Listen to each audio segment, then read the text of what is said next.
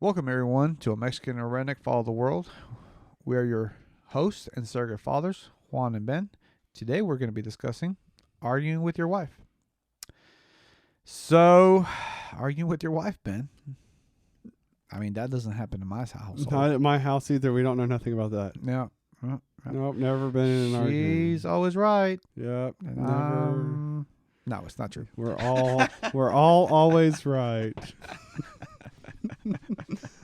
Sometimes she tells me that I'm right. I run things at my house, you know. I run the vacuum. I run the dishwasher. I run lots of things. And I run away from her. I run away during arguments. Oh, no, you don't. All right. No. Arguing with your wife. So I'm this is one you don't hear people talk a lot about because I wonder why.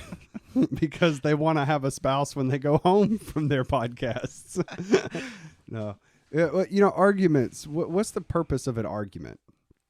And I was starting to think about that. I was like, what is the purpose of our arguments? And in my household, we are trying to solve a problem. Mm-hmm. I'm not trying to put her down. I'm not trying to win. I'm not trying to beat her. It's never been my intention when I argue with my wife. And we don't have big screaming matches or anything like that. We just have intense discussions. But I realized, the purpose of our arguments is I'm trying to help her see a problem, or we are trying to solve a problem, or she's trying to help me see a problem. But I started thinking, how do I phrase this, and kind of wrote out, is the purpose of an argument to solve a problem together, or to boost your pride because of your own insecurity while trying to solve a problem? Because the problems are going to happen. Mm-hmm. That's if you have two humans together, you're going to have problems. There's just no way around it. You're going to disagree. You're going to step on each other's toes, but it's how you handle it after that initial insult or hurt. It is the difference between maturity and immaturity. Because I've seen couples where, okay, we have this problem. I did this thing you don't like, or there's this thing happening over here that you want me to solve. And we'll start talking about how we can solve it together, why it's a problem, what's the best way to solve it for our long-term goals. That's the best possible happy outcome to the problems. Whereas I've seen other couples, and the purpose of the fight is, well, we have a problem. We do need to solve it. We do need to see how it can fix and overcome our goals. But we also have our insecurities and our hurts and our... I think we have a visitor. And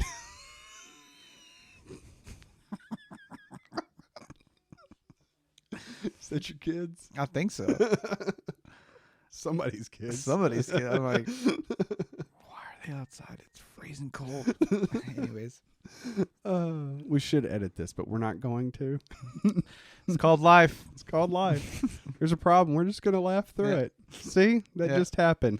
My wife and I were going to have a discussion afterwards, though.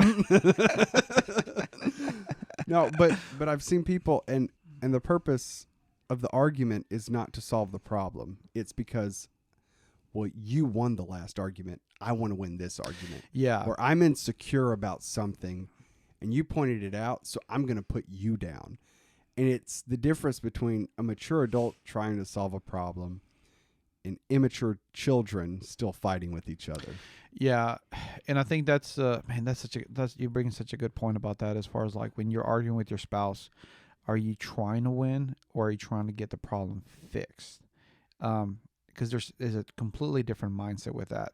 If arguments are a battle where you're like, oh, I won last one, I got to win this one so that I can keep on winning, that gets you into big time trouble. But if the purpose is to find a solution to the problem. You may present there might be a problem, and you like, we're just trying to find a solution. Because I get very passionate and yell and loud when I argue, but my heart is to find a solution to the problem. I may get and I'm working hard as far as like not to be so loud, but in it, I'm working on it. That's all I can say. But you know, your passion is one of your great attributes. Yeah. It's a wonderful redeeming quality about you, and it's a strength about you. But it's good that you're learning to control that strength. Yeah. You know, because sometimes strength can be too strong. Yeah, because you know you can easily overpower somebody. You know, I've learned this about myself. I can overpower weak individuals with my commitment, because when I believe something, I believe it, and I am right, and this is the way it's going to be, because you know, and then not only that, but then I'm able to look at the whole situation and tell you this is going to be right because of this, and this. And then I will defeat your argument. But see, the purpose of an argument, that's not the purpose. I'm not trying to defeat my spouse. I'm trying to bring her to my side, or me go to her side, because I know she could be right. There's a small potentiality that she could be right this one time. She's right more than one time, but you know. I found that out. She's right a lot of the times.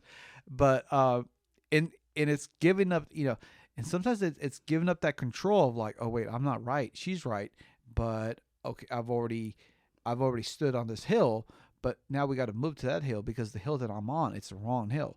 And we talked a little bit off air about this, as far as being a man and being a man with balls, is that you know where you're going, you know when you've made a mistake. And an argument may be that it may be that, oh, you're making a mistake, and she's pointing out your mistake, and it may be hard for you to take it because you're like, oh my gosh, I don't want to actually admit that I made a mistake, but she's right, so we got to move.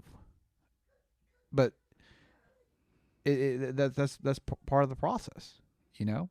And Sure. I've had to learn many times to where I may be seeing something from my vantage point, and I think I'm right, but then she points out something that's like, oh wait, I didn't see that.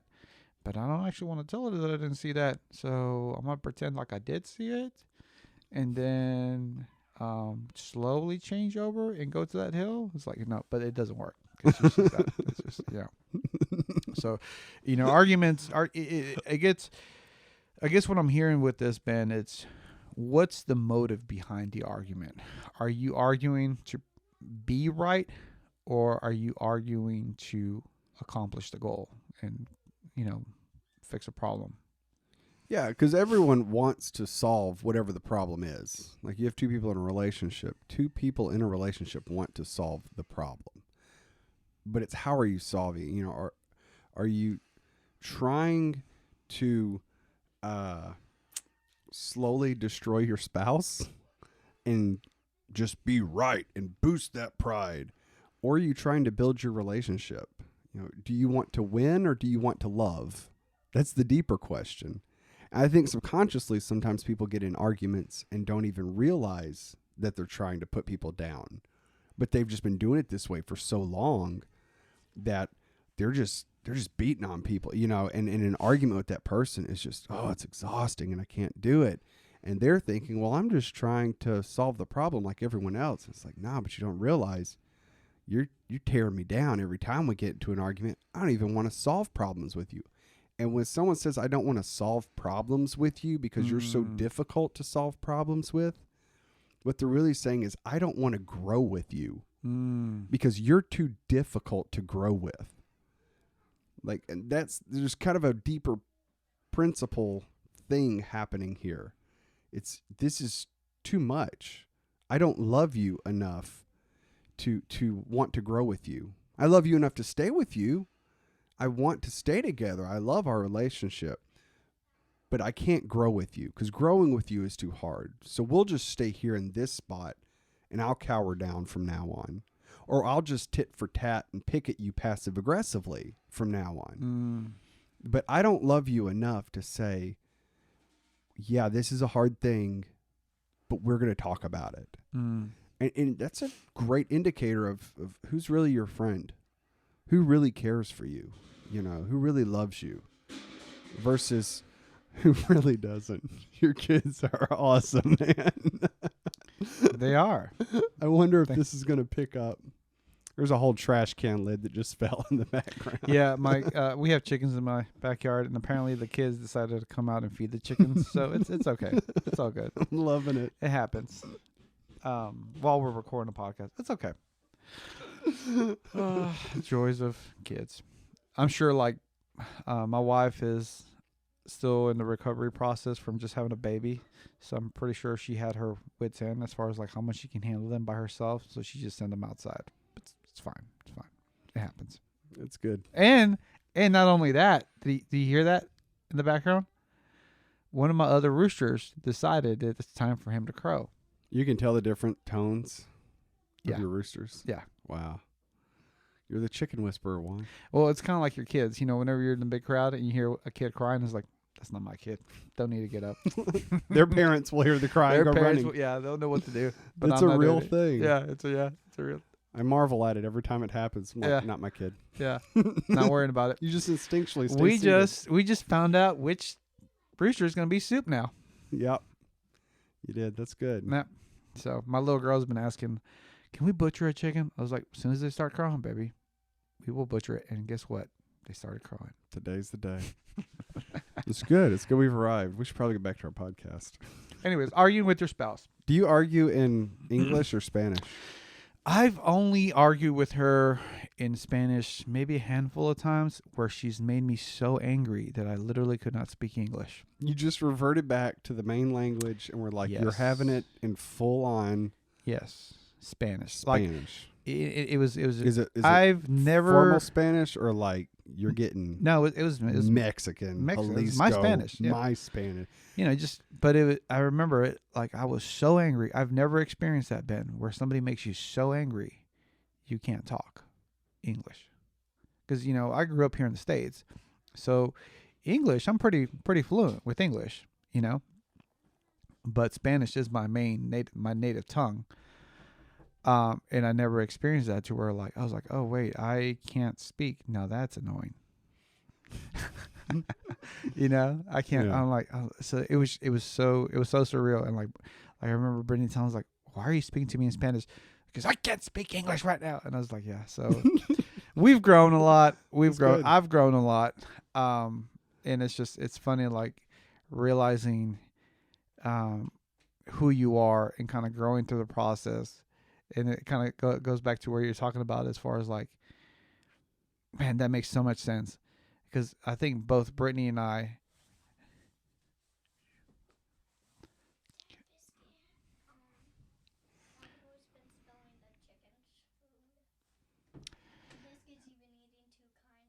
Oh, okay.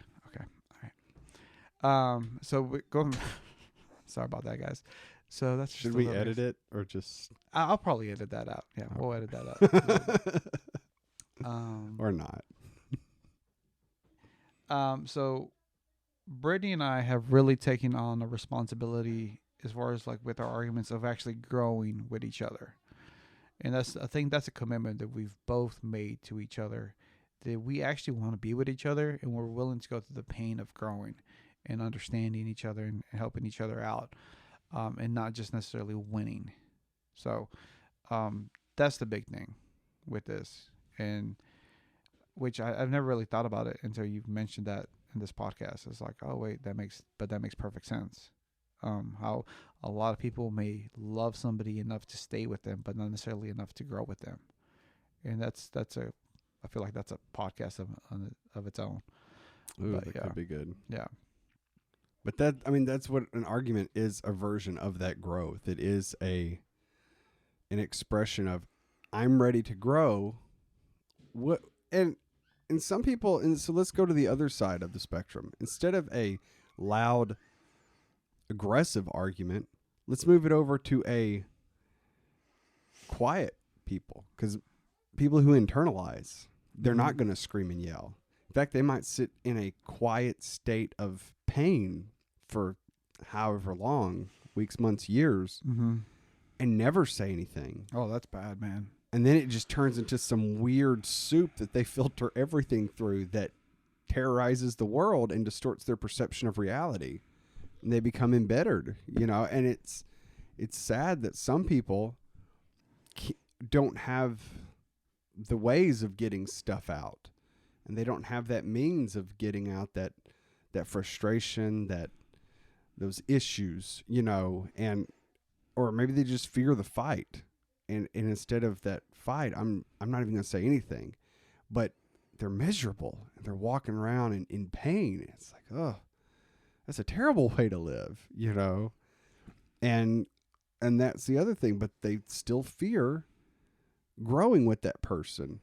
I love you, so I'll stay with you, but I'm not going to grow with you.